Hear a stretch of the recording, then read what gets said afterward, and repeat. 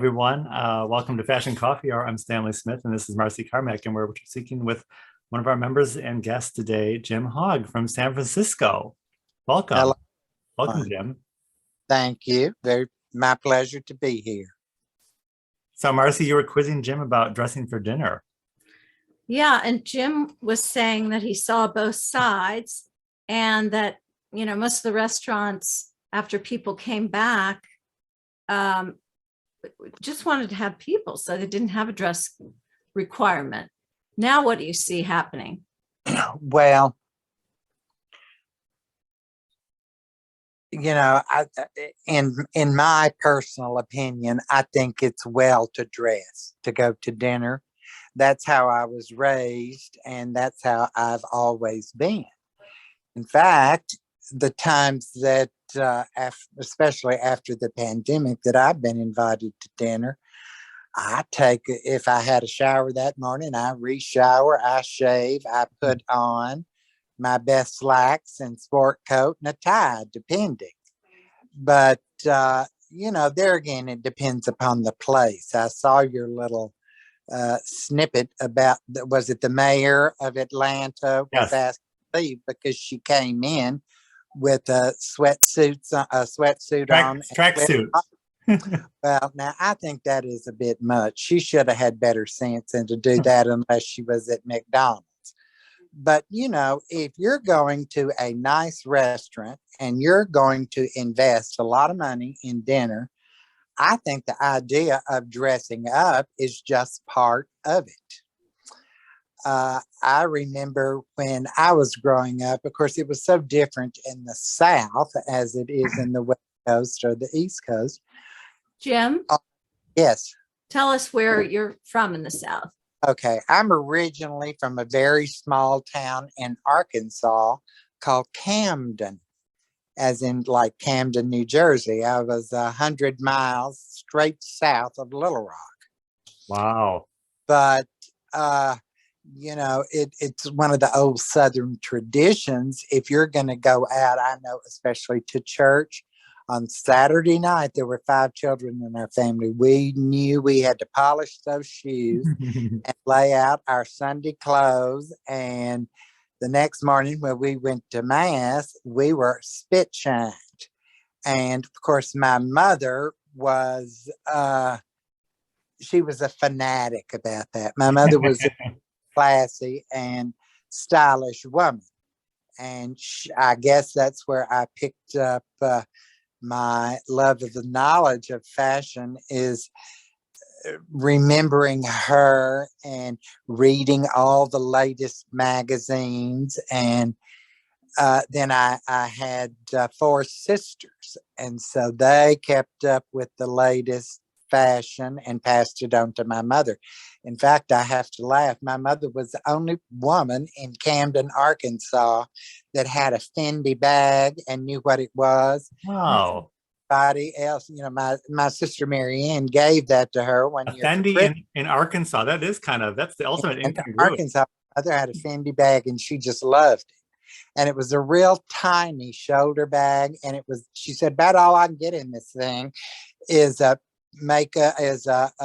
compact and lipstick. But she said, I love it. But Wow. and another thing my mother was a fanatic about, and I am too, are shoes, especially on women. My mother said, I can always remember my father telling me, you can have on a $2,000 outfit. And if your shoes don't look good, it just blows the whole thing. And I think that holds true today. But as far back to what we were talking about in the beginning, as far as dressing up, I think it's my preference. But you can take that in a nickel and not even buy a cup of coffee nowadays. But I think it's nice when women and men dress up. Jim, I know that both you and Elizabeth are members of the Yacht Club. Do you have a dress code there? No. The Yacht Club, the people that come in off of their $150,000 boat, they can pretty well wear what they want to. In the bar, uh, which is mainly where I would sit if I go to dinner or to eat, it's just, anything they wear. And then some of the women that do come in are dressed up. Elizabeth was always dressed up, whether she was eating in the bar or whether she ate in the dining room. But I very seldom, unless I had someone with me, would go into the dining room to eat. So therefore, I would wear jeans and a sweater, which was perfectly fine there. California casual. California casual, whatever that is. But I'm beginning to get shocked. I saw a picture in our article, that woman that had her pregnant stomach sticking out of that dress. My God, heaven, what is this world coming to? I mean, I'm all for pregnancy and women having babies and this, that, but there's a time and a place for everything. Who wants to look at her stomach? If you want to know. From Cannes, or is that from the Met Gala? It might have been, I don't think it was the Met Gala. Was it like a little peephole in the front? Yes. Yeah, that's Cannes. Was Cannes. That's what I pretty well figured. But no, that's not my style at all. I watched the Met this year, the Met Gala, and there again, some of them I loved. I'm just your old-timey men in tux and women in a beauty. I think you cannot go wrong with a gorgeous black gown. I do love color, and some of the women can pull it off, but nothing to me is any more elegant than a gorgeous black gown. So you said that's not your style. What is your style? I mean, you have one that you dress like, and then one that you like to see on women and men.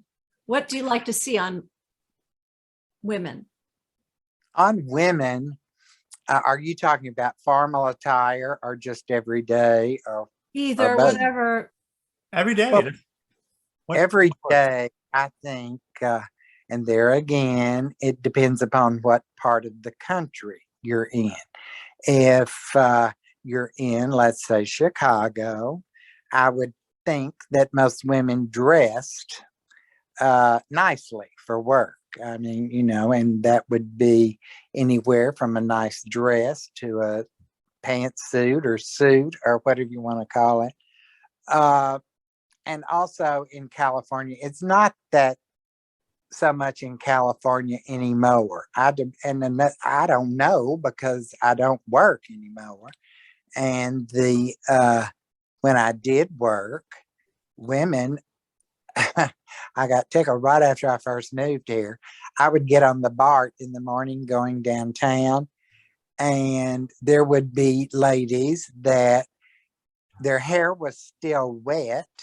They had on tennis shoes. They had a little ditty bag with them that they carried their high heels in, and they just got totally, they might be putting on eye makeup on the BART. But that cracks me up. What? That makeup in transit, it seems, I mean, I have a hard enough time doing it in stationary. I can't imagine. Well, it was always so funny to me because my mother had this thing. She never came out of her bedroom without a full face of makeup on. I don't care if she got up at 7 o'clock or 12 o'clock. She had that face on. And to see a woman out in public in a pair of tennis shoes with hose on and wet hair and not having her face made up was just about more than I could tolerate. I thought, Lord, get ready to come out and face the world. But there again, difference. I have had my eyes open since I have lived here. How long have you been in San Francisco? 30 years. 29, almost 30 in November. My mother died in 92. And at the time, I had a sister and her husband that lived in San Francisco. In fact, they lived right up on 24th in Noe Valley. And uh, so I decided to move here after mother died. My father had already died. And plus, at the time, I already had one sister that had died. Hmm. And then, I guess about 6 years after I moved here, my sister Marianne died. And now I'm all alone in Oh, San Francisco. But I do have a lovely sister that lives right outside of Houston. And then my baby sister, whom I hadn't seen in God knows how many years, lives in Missouri. So we're just all spread out. interesting. So Jim, you kind of reminded us that the dress codes are something that existed before the pandemic. So it's not really new. It's just new again. That's very correct. It's new again. And to tell you the truth, I don't think most people know what to do, whether they That's should where I dress. come in handy. That's right. You can tell them, honey, what to wear. But It seems like even though there were some dress codes before, it didn't seem like they were enforced. Do you think? no, they really weren't. Let me turn the light on. I feel like I'm sitting in a hole. Uh, I don't think they really don't. They never really enforced it. More so, I'll tell you, more so men than women, because I have been into restaurants and they would say, we have you at least have to have a jacket on, a coat, and they would always keep a little closet full so you could snatch one if you didn't have. But most women, they never said much about. But however, I think they would if you had on a jogging suit and thongs. And let's say we're at the top of the mark, I think they would say something too. Oh, top of the mark. I love the top of the mark. Isn't that fun? They have the widow's perch or the widow's something up there. Well, Widow's yeah, outlook. it is because you can see the all over everywhere. I love to go up there. They have a lovely happy hour. Yes, And, it's a lovely lounge and restaurant up there. oh, yes. And then now I would dress for that. And also, it's back in operation. It had stopped for a while, but I love the Fairmont Hotel Oh, yeah. and the Tonga room. Yeah. I'll never forget the first time I ever went to the Tonga room. They used to have a wonderful happy hour there, and drinks and everything, of course, went up a little bit after happy hour was over with. And my favorite thing was when they would pull that band. They had a band that was on a pontoon boat, and they would pull it out into the middle of the pool, which is the big thing. And then they would be playing, and then the rain would come down, and it would thunder and lightning. It was, kind of catchy, but I kind of like it. Very dramatic. Oh, yeah, it's fun. Everybody needs to go at least one time. So,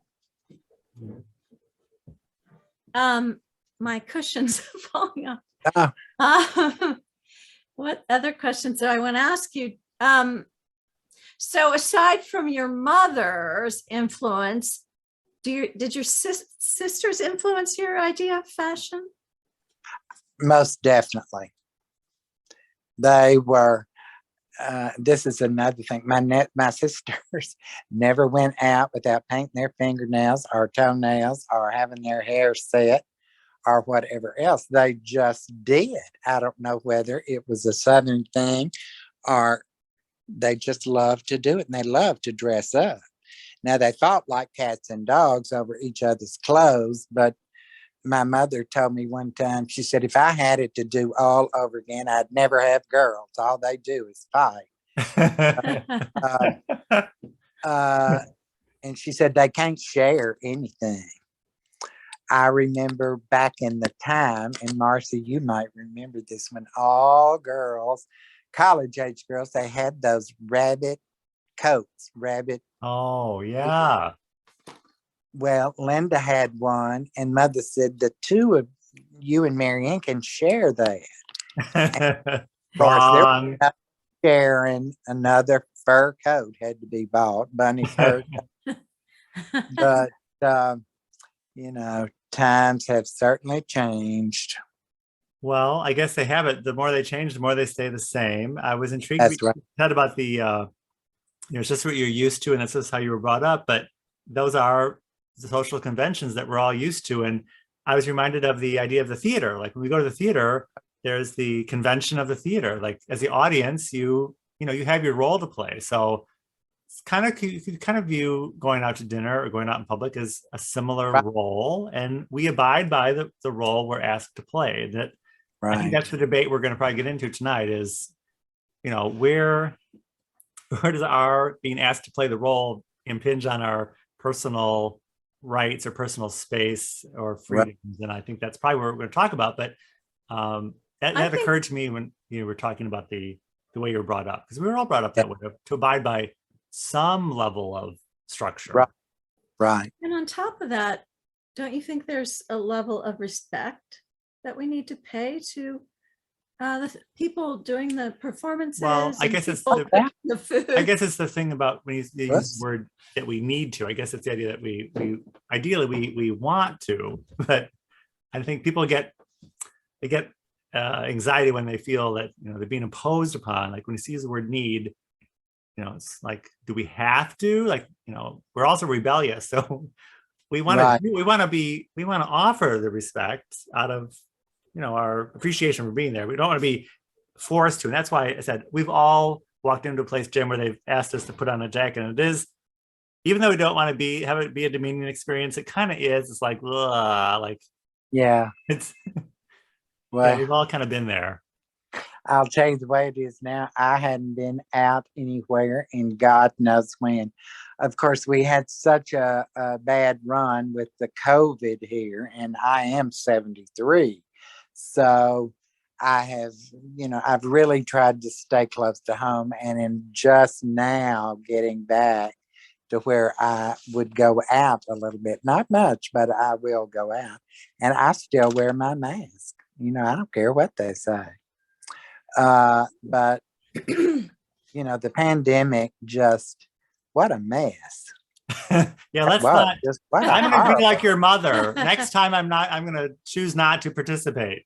Yeah. Follow your the mom's truth. lead. Isn't that the truth? And I was also fortunate, the South has such quirky women. What do you mean by that? Well, like my godmother. Now, she was the true epitome of a Southern lady. She talked Southern.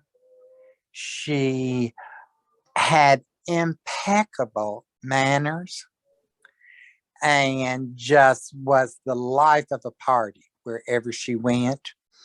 And I learned a lot from her, especially manners. But and she just instilled those in me from a very young age. But I look at these kids coming up nowadays, and I kind of feel sorry for them. They don't know one end from the other, and Jim, they really don't care to, I suppose. Jim, speaking of life of the party, you're absolutely the life of our Facebook party. You're one of our most frequent and enthusiastic posters. We have to thank you for that. Oh, well, it's my pleasure. I was telling Marcy not long ago, I'm not that big a fashionista. I don't know a lot about a lot, but I do love to read.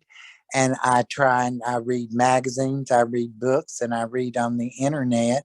And I've been so lucky to find like really wonderful things like that. One of my favorite pieces that I sent you was Valentino's 90th birthday, all of those beautiful red dresses. Yeah, that was fabulous. I just love that. Well, I agree. I don't know much about fashion either, but I know Marcy, and I'm so glad that Marcy has introduced so many people together, and it's been a pleasure meeting Oh, yeah, you, Jen. we have a wonderful group. And so many of the ladies that are in that group are so stylish. Elizabeth and Elizabeth Mariani, and of course, Mary Beth Shemin. Yeah.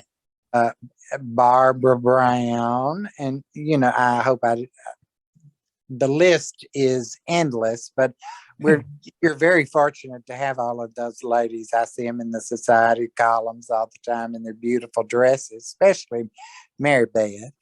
But I love it. Yeah, it's been very fun and very fun to get to know you. Jim, I am going to stop the recording and say goodbye to anyone who's watching this tape, but stick around for a few minutes and Marcy and I and you will chat for just a few more minutes. But thank you so much for joining us, and thanks to all of our viewers. And always look for us at Fashion Coffee Hour at 6 p.m. Central Time on Zoom. If you need an invitation, look for our email in the description of the video and we'll be happy to send you an invite. Thank you. Thank you so much, everybody.